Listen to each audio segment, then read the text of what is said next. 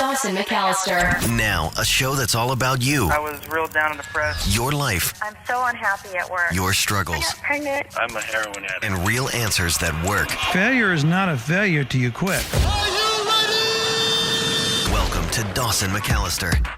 Hi, I'm Dawson McAllister. Welcome to the show. Tonight, we are a show that likes to talk about truth. It was Jesus who said, "You will know the truth, and the truth will set you free." It's all about you getting answers that work. We do have answers that work, and the reason that is because we're trusting in the Lord Jesus to give us the truth. We're here. We care about you. We're so glad you've tuned in tonight. You're listening. We're going to love on you. We're going to take care of you. We're going to encourage you and share the truth of God with you. There's a fire inside, you can feel it burning. It's a neon light glowing like a furnace. I just wanted to call in because I've been in probably some of the worst situations during my lifetime. I was in foster care. When I turned 18, I had to leave because there was problems with the foster family as far as the kids staying there. And so I've been trying to put myself through school and work full time ever since. And I'm about to graduate college. I'm looking at going on for a master's degree. And for all the bad things that I hear people say, I just want to let them know that you can pull yourself through it. This could change everything. Can you feel it now? Something's in the air. This could change everything. I know we're gonna know it when we get there. What an awesome story. I can't begin to tell you how proud I am of you. You could have easily hung it up and said, "Oh, I've been in foster care all my life, this, that, and the other," and gone around and worn a victim t-shirt. I am a victim, therefore it's okay for me to stay stuck and to act out. Ashley, you got winner written all over you. I'm proud to talk to you, and I'm glad you called. This is Dawson McAllister. Dawson McAllister. What's going on? Not a whole lot. I was actually listening to your show on coming home from work, and I heard a girl call in saying that she wasn't getting any help from her parents about the admissions process. Yes. And I so happen to be the assistant director of recruitment in the admissions office at the university. Wow. What counsel would you give this girl, Josh? Just basically, I mean, she's got a lot of people, she may not realize it, she's got a lot of people through high school and then also just through her local community that know the admissions process and know exactly what they're looking for. So I would have her tap into especially her high school guidance counselor or even like teachers. I mean, they're always dealing with students who are graduating and looking to go to college. So, I mean, that's the first thing I would tell her to do. And then just find somebody that she can really connect with and then kind of get the full story of exactly what she should be doing, what school she should be looking at, and so forth. That's a great idea. Have somebody, who knows the ropes mentor you. And the best place to go is where you've already been. Absolutely, definitely. And that's who she's with, 200 days of the year with. I mean, these are people that know her and really, hopefully, she know her interests and exactly kind of what she's looking for as far as the school and so forth. So I think that probably be a really big help. And, like I said, I get emails from students all the time. So if my email or my email information, my contact information is out there too. So if anybody ever needs any help, they're always more than welcome to contact us. Great advice, Josh. Thanks so much. And when somebody calls me with that question again, I'll borrow your counsel and wisdom and give it to them. Issues. I got arrested for heroin. Scared to get into a relationship. I was going through a little trial and tribulation. And answers. How can I help you? With Dawson McAllister. How can you help me? You have. More now. What's your story? It's on. Well, I'm glad you are listening tonight. Oh, stay the whole hour. This is an hour that could absolutely change your life. But we're going to talk about tonight's God's counsel, what God says about what to do, about where to, how to, why, and principles that will set you free. And God wants to do all that in your life. And he says this, I'll put my counsel up against anybody. You may listen to some talk show hosts here, there, or in someplace else, but that host is not talking about God's counsel. He's just talking.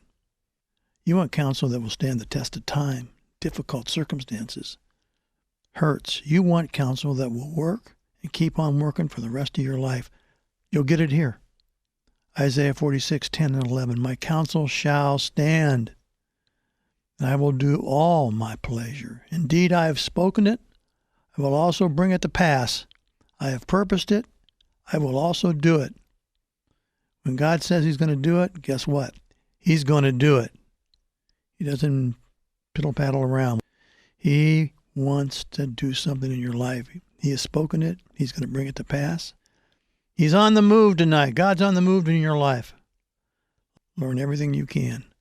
You learn a lot from these calls if you just stay right there. This isn't your typical radio show, but one that might change your life. This is Dawson McAllister. One of the hardest things one has to face is the death of a loved one.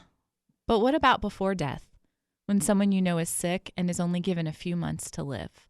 You can think of that time as being a gift, precious moments with the person you care about, time to tell them how much they mean to you, time to get past surface talk and discuss the deeper issues of life and what happens after life on this earth.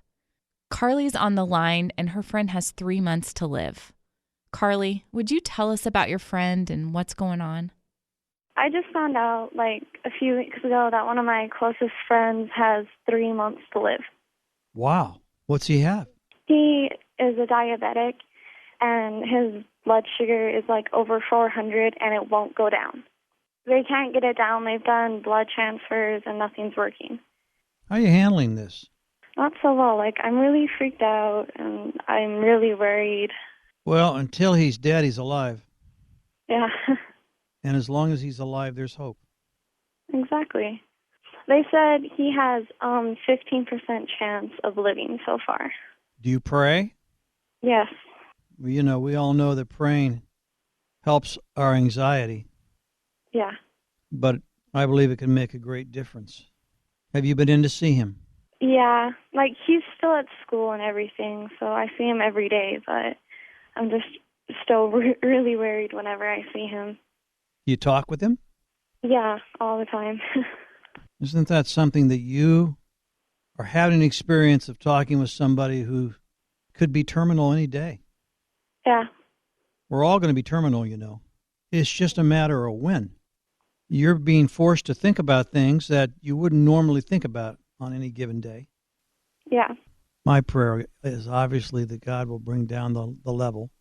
And meanwhile, you will come through this a deeper person, a more loving person, a more centered person, and come away a different person. Yeah. That's part of the price of having close friends. When you have a close friend or you love somebody dearly, you run the risk of being terribly hurt. But that vulnerability of being hurt is what makes you, you. The difficult part is for you to stay with him all the way. Yeah. But you want to, because of your great love for him and because of the lessons that will come your way, and the most powerful thing that you can do is give. This is Dawson McAllister. Dawson McAllister. How are things with your mom? Well, I feel like sometimes she just doesn't understand me, or she's really disapproving of things I do. I mean, when I was little, we were really bad economically, and she sent me to live with my grandma. And I don't know, I guess we never had that connection kind of stuff. And lately it's really been hard because I feel like I can't tell her anything without her saying something that's hurtful, or, not really being a mom, more like being a guidance counselor kind of thing. You're saying in so many big-time psychological terms, you haven't really bonded with your mom. No, not really. Everything that I say something that she disapproves of, she, instead of saying, no, it's not because of this and that, it's kind of a hurtful kind of thing what she says. And sometimes I try to talk to her, and it gets good for a while, and then it starts again. I wonder why. I don't know, because, my mom, she's a single parent, and she's been through a lot, and I understand sometimes, but it's sort of hard to, comprehend everything, especially since I'm an only child, and I'm always, by myself, and it's really hard to, get through to her. You thought about moving back with your grandma? Never. I love my grandma, obviously, but never really moving back with her. I mean, my mom, she's a really nice person, but only when I do stuff that she approves of, when it comes to grades and the way I look and stuff like that. But I don't know, I guess it's really not fixable. I just want advice on how I can talk to her, about it. I mean, I can't be perfect, obviously, but I wish you were a little bit more understanding of the stuff I did. Let's tell her how much you love her. Let's tell her how grateful you are for her. Let's try to get into her world and build her up. And when there's a fight, you stop and say, Mom, what are some things that I can do here so that we don't have fights anymore? Okay. Let's put it back in her court lovingly. Give her a little gift out of the blue sky. I saw something today, Mom, and I just wanted you to have. It's a gift from me to you to say thank you for all you've done for me. Let's work on her heart. Okay. I like you a lot. Leslie, you're not perfect. Neither is your mother. But you can certainly work on building each other up and being encouraging. You can't make your mother be encouraging, but you can model it for her. Wisest man in the Bible said in Proverbs 23:25, may your mother rejoice. May she who gave you birth be joyful. Give a reason for your mother to be glad. The more secure she gets in your love, the better it's going to get. I think I'm doing the right thing. They made the call that turned their life around. I'm proud of you. This is a Dawson McAllister 180. I have a lot of problems with my family. Basically, my dad's locked up for 10 to 20 years. My brother's in jail now for drugs. My dad basically is like, he beats my mom a lot, drinks a lot. He got me drinking and smoking weed. Mm-hmm. I've been trying to stop. And your dad turned you on to drugs? Yeah, and I've been trying to quit, and it's getting really hard for me to quit. Mm-hmm. My mom actually have gotten really beaten 2 months ago from her ex, and I went after him, and I shouldn't have did that because he was ready to knock me out. Mm-hmm. I have a girlfriend, and I'm having a kid on the way, and I basically do not know what to do. Her mom wants me to sign her my rights, because I won't be able to see the kid till I'm 18, and I'm only 14. So what are you going to do? Or you're 14, you're going to give up the rights to the baby? What are you going to do? I don't know. I still make decisions. How many girls you got pregnant now, RJ? Just one. Going around getting girls pregnant's not the answer, is it? No. Hey, RJ, you called the right place. I'm going to help you. What you need more than anything else in your life is a male figure. That's what I do need. I've been wanting that since I was actually born. Dawson McAllister 180. What's going on, my friend? And I changed. Everything has changed. I'm very happy now. I'm in the fire company and everything, so I'm doing better. And What made the turnaround, RJ? I sat down and talked to my mom about all my issues I had and what was going on. And when you talked to your mom, what did she say? She says that I know that you want to change. And you were thinking your mom didn't care and this and that. Well, she does care. She was just at her wit's end. Yeah. Can you imagine how thrilled she was when you sat down with her and said, Mom, I really want to change and I need your help? And like everything has just changed and I'm so happy and it can change just like that. Yeah, if you do the right thing at the right time. Yes. It's amazing what can happen. One call, one life turned completely around. This is the Dawson McAllister Radio Show, and I'm your co-host, Rachel Cardinal. We are really glad you're here. If you're facing a tough issue in your life, you've come to the right place. We talk about the important issues that can overwhelm us if they're not dealt with. I mean, what's the alternative to talking about them? Keeping them hidden? Staying stuck in your own head? Those are not good options. So it's time to confront your issues, get them out in the open, and accept, hope, and help.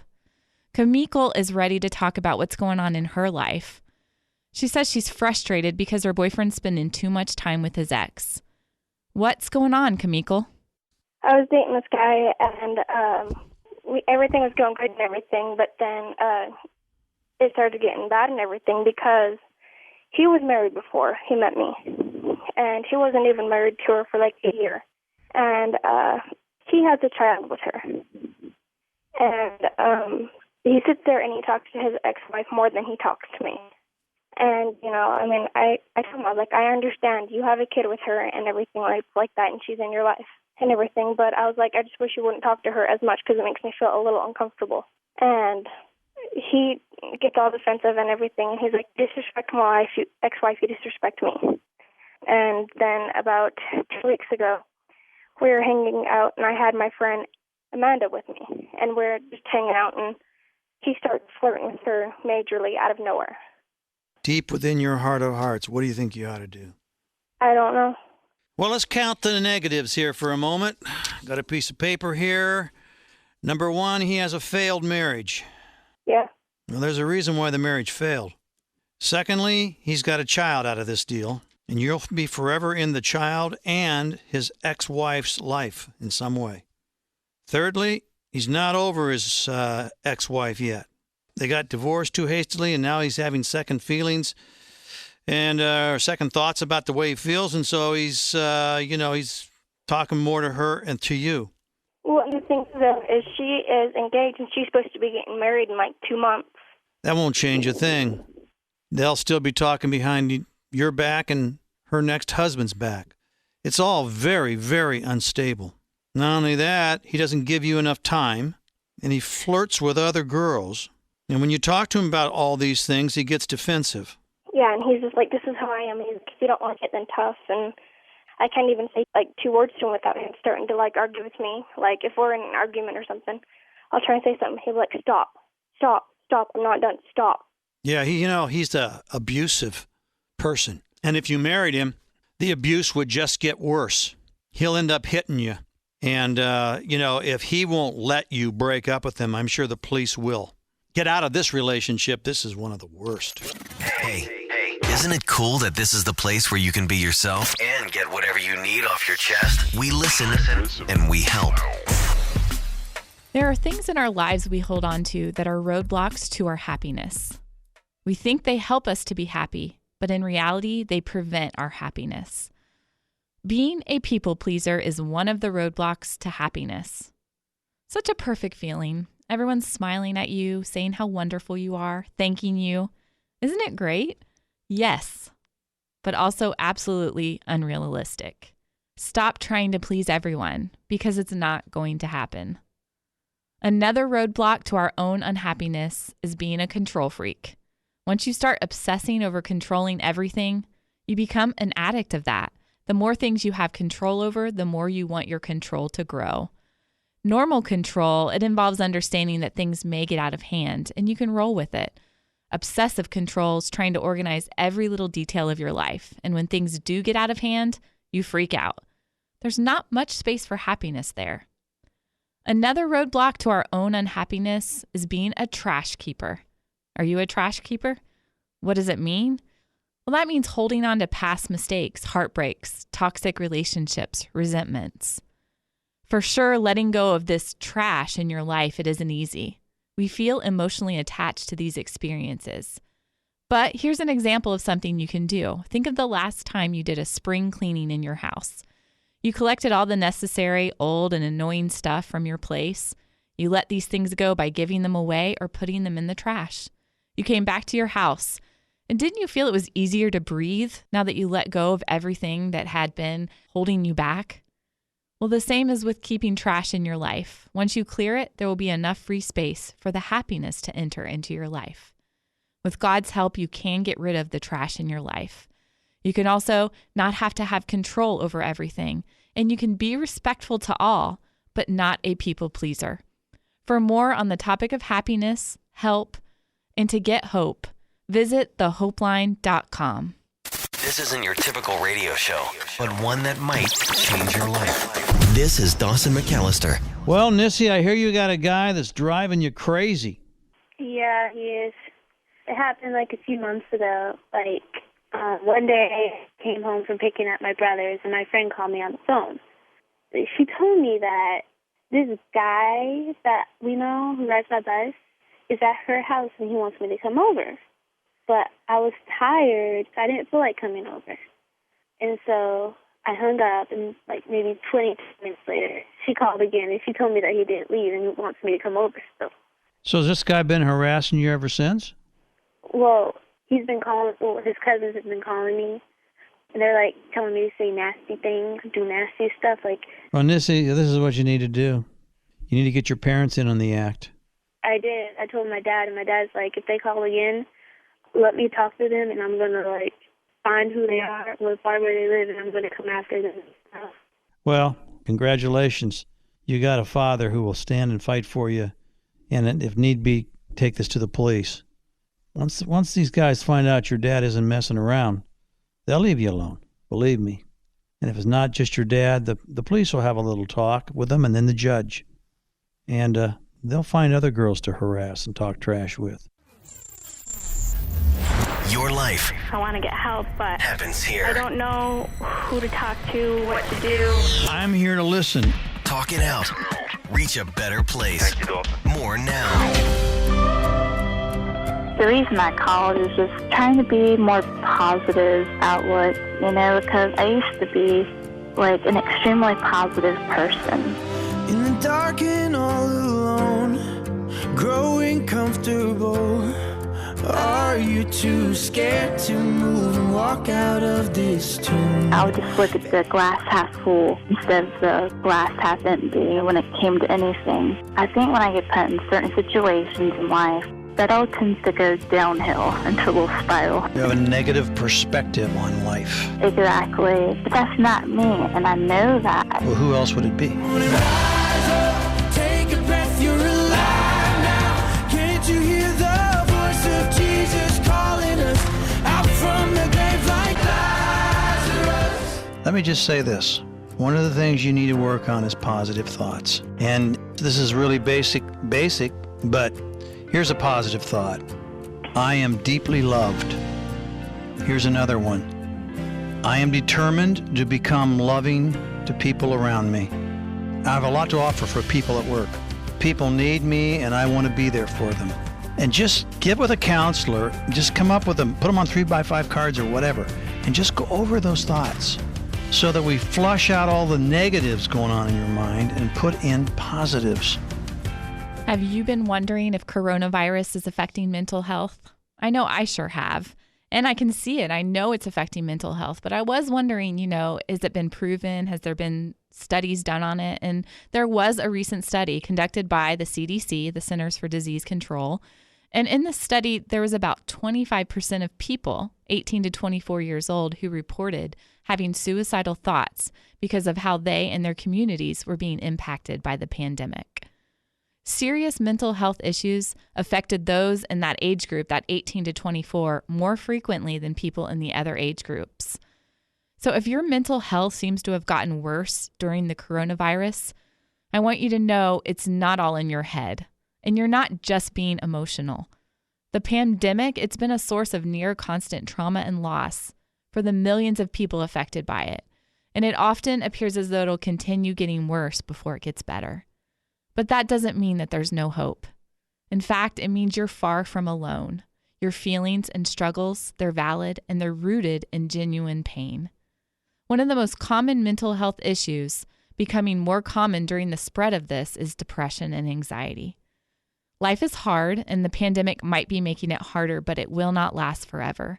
There's hope for you to get through this period of despair, and there are people who care about you and are ready to remind you that there is no one else like you, and your life is worth living to the fullest extent you can.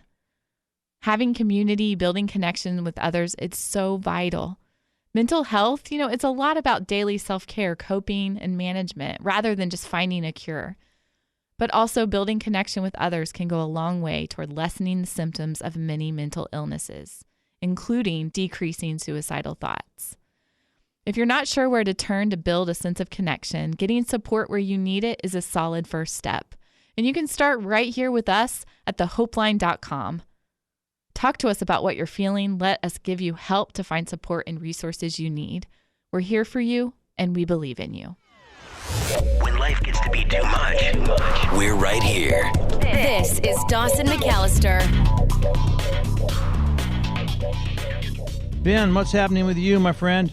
I am engaged to a wonderful woman, and about 5 years ago, my mom got in a car accident, and where she was seriously injured in a coma for about 3 months. She's home now, but she's in a wheelchair, and one of her sides is paralyzed. Through that time, of course, my dad had to step up and take control of his kid, and I think he's almost took too much. 20 years old and in college, and I'm engaged, and I want a life of my own, and he just kind of makes me always come back home. I just want to get my life on my own, and he always says, well, you don't know how good you have it here and all the stuff I'm doing for you, but yet I want a life of my own. If you told your dad that you're getting married and you gave him a date, what would he do? I told him the date, and he told me I should wait until I was done with school. He thinks that's the right thing to do, and I know other people say that is, but yet it's your life. If you want to get married, then you get married then. That's when you want to do it. Okay. As you've been talking to me, I've been thinking about this. There's a few more things I want to add. One of them is this: we don't live for ourselves. We don't die for ourselves. The Bible says in Romans 14:7, "For none of us lives for ourselves alone, and none of us dies for ourselves alone." So we're saying, okay, we're not just talking about you, talking about your fiance, we're talking about your father. Is there a compromise here? Is there a way you can say to your dad, "Dad, I'm going to go ahead and wait 2 more years before I get married. Out of total respect for you, for your broken heart, for your hard work, for all that's come down, I'm here for another 2 years." Why? Because it's not just you. Granted, these horrible things have happened to you and your family, and you've all gone through it. But what's 2 more years, really, in comparison to all of life?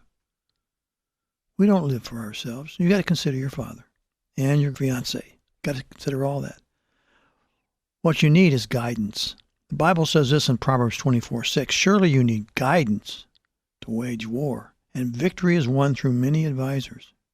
You need guidance. Get your pastor in on the act. Will you go and talk to him? The 2 of you go and talk to him. Find a Christian counselor that he can recommend. Whatever you have to do to get more guidance, and have an open mind about this. I know you're madly in love and all that, but with wise guidance and abundance of counselors, you'll get the answer. Think about it. Now, here's another direct message from Dawson. Have you ever heard somebody say, "Get in the middle of the herd"? Maybe you've heard that at AA if you've gone to some of the meetings. I don't know. It's a popular phrase. If you want to stay safe, get in the middle of the herd. You say, "I don't understand what that means." Let's say, for example, that somebody is attacking you and come over here and do drugs, or get in the middle of the herd. You've all seen them, on TV, the wild animals trying to, a lion or a tiger's trying to take out a buffalo or something, right? Trying to get a deer or some animal, right? Who's the one that is on the plate for the tiger or the lion? The weak and somebody outside the center of the herd. The ones that are in the center of the herd, they're safe. A weak animal or a child animal, a baby animal, gets right out there outside the herd and they get nabbed every time.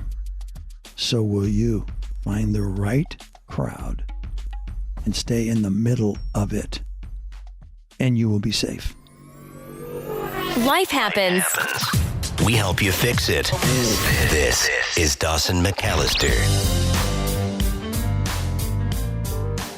You don't usually have to give much effort to feeling overwhelmed these days. There are stressors all around, popping up in different corners of our lives. Adriana is with us. She's on the phone line, and her family is overwhelming her. So, Adriana, how can we help? I'm just really going through a hard time. Talk to me. Well, my son just recently turned 3, and I moved back home because I thought I needed my family support.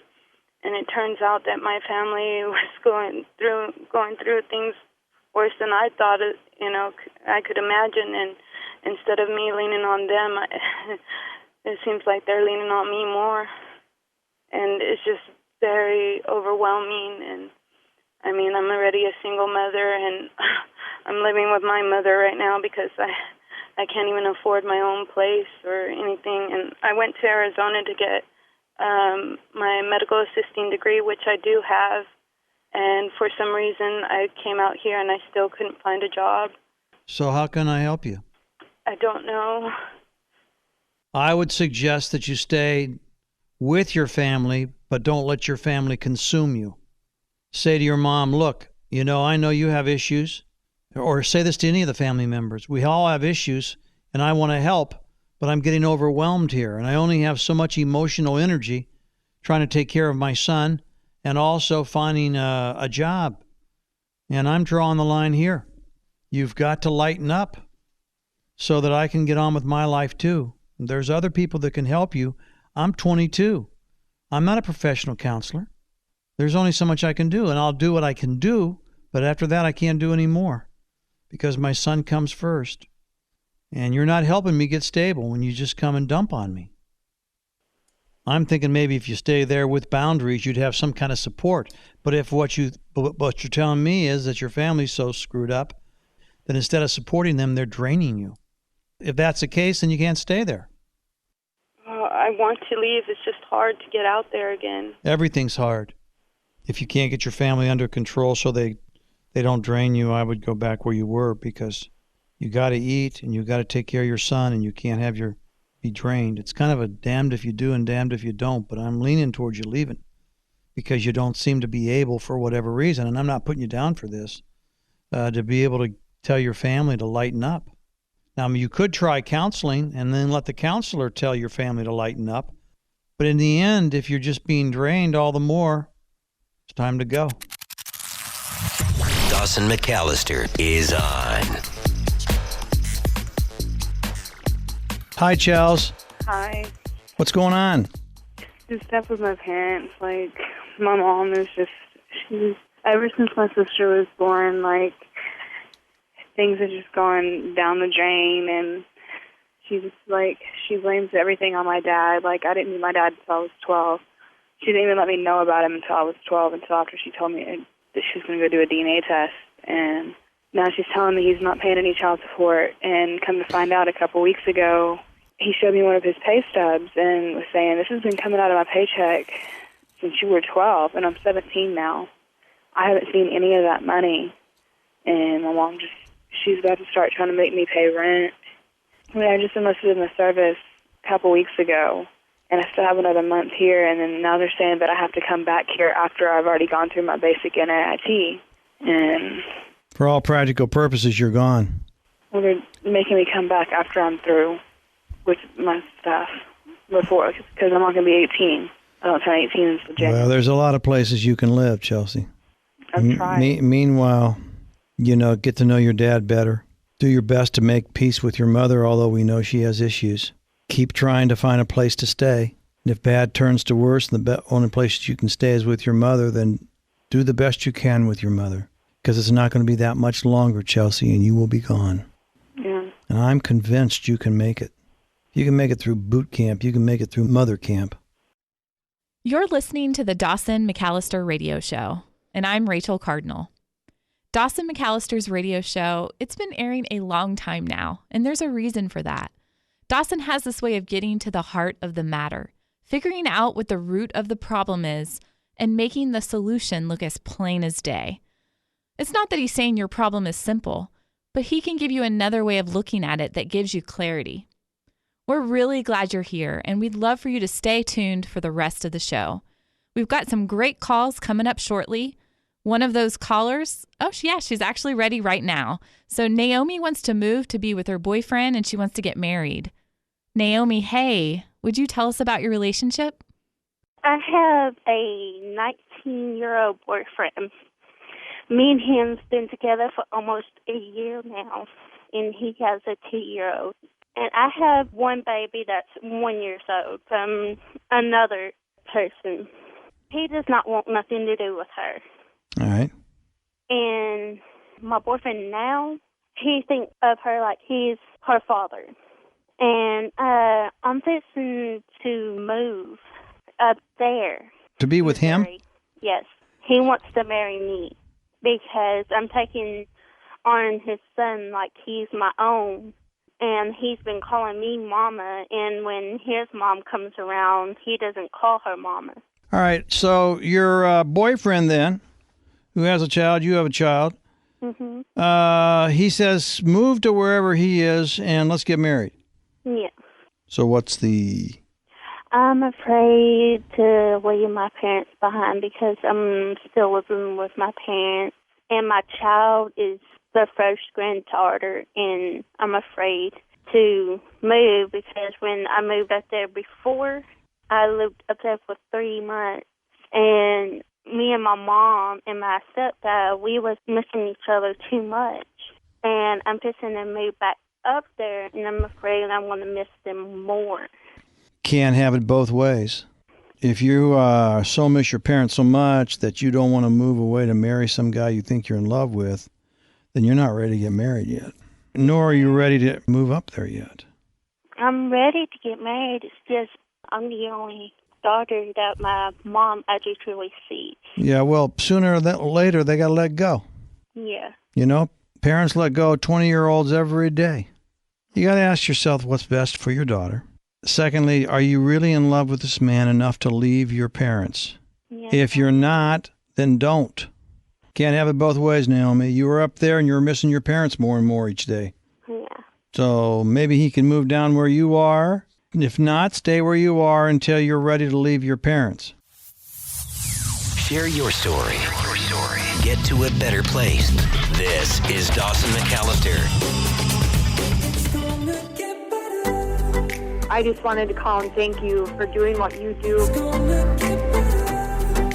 I just wanted to call and thank you for the advice. It's okay if you're not okay. It's not gonna end this way. Today is the day to change. It's the time, it's the place. All that you're locked inside is ready to come alive. Embrace your great design. Now's the time. Lift your eyes. I don't have to fear cause I trust His love. In spite of these fears and dire predictions, I know where my help comes from. God is still very much in control. It's gonna get better. Let us claim for our lives It's gonna get better. Isaiah 41:10. So do not fear, for I am with you. It's gonna get better. Do not be dismayed, for I am your God. I will strengthen you and help you. I will uphold you with my righteous right hand.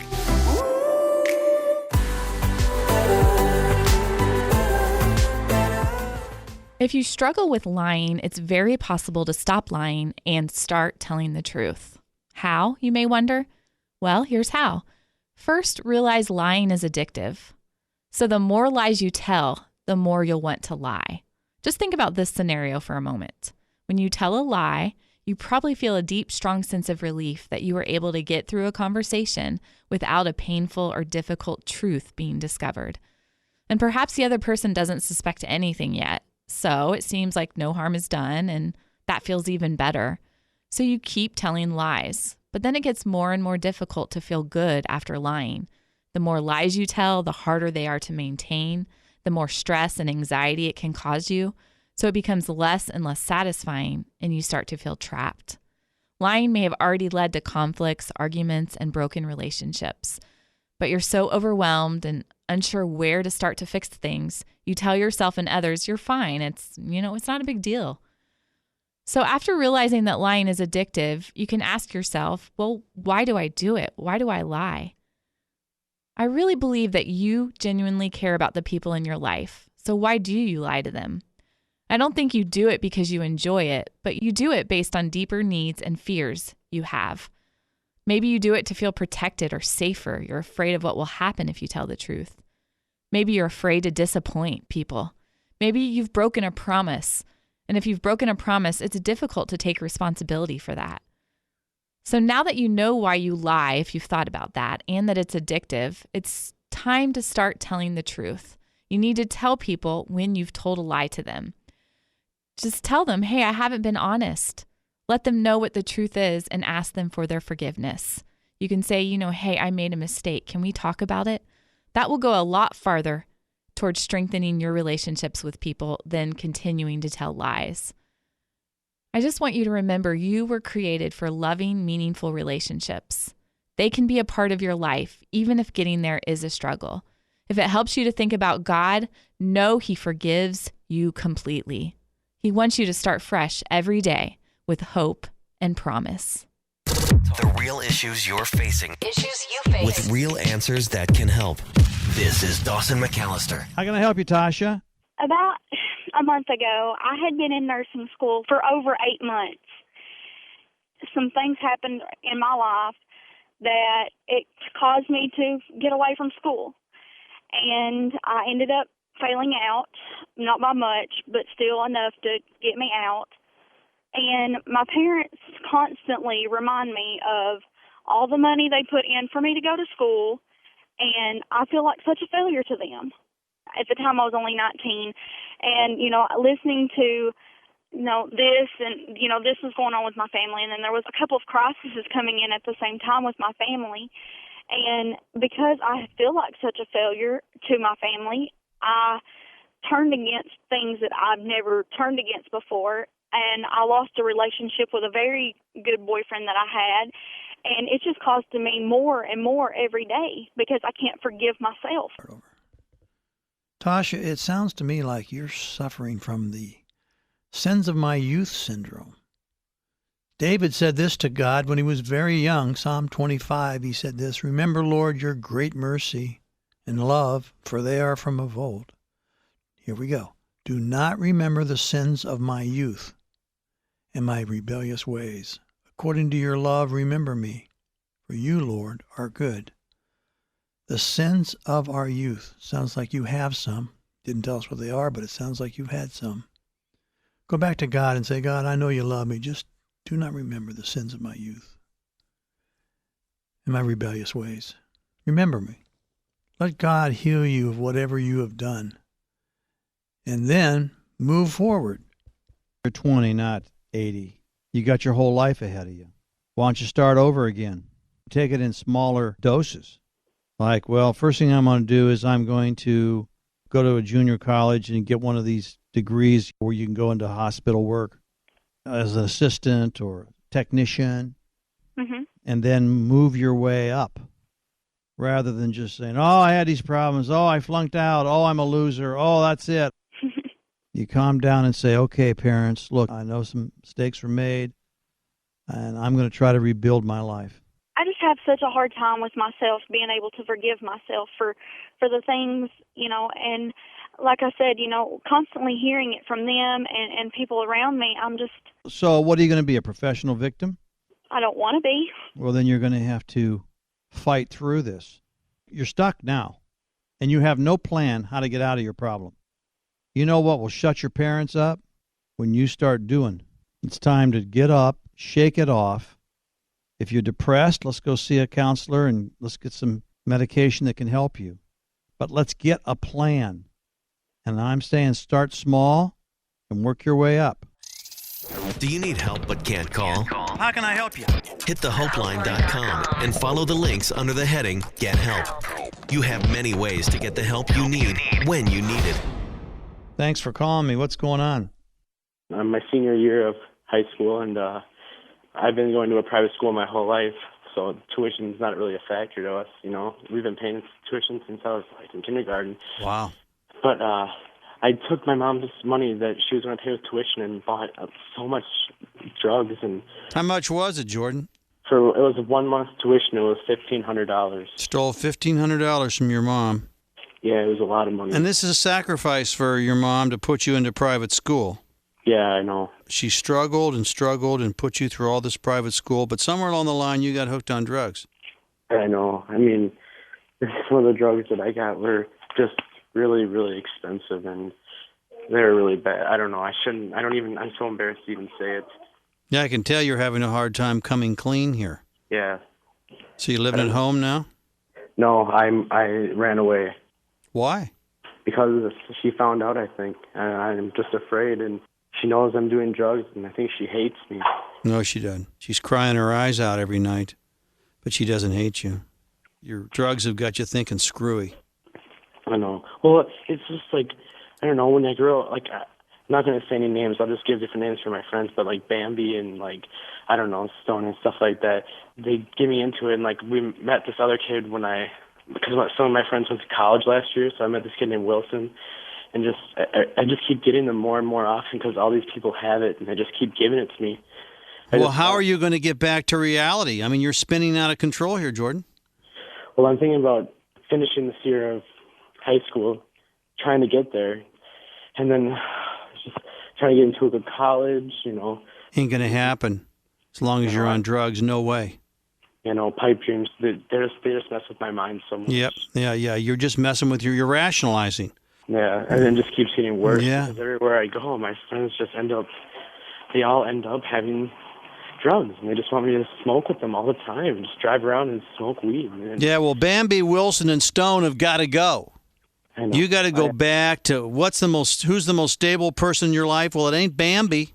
Yeah, I think if I were to talk to anyone outside my family, it'd be my friend Owl, because he's always there to help me. There you go. Well, you got two stable people I can think of right now. Yeah. Go home to Mom and Al and tell them everything, full disclosure.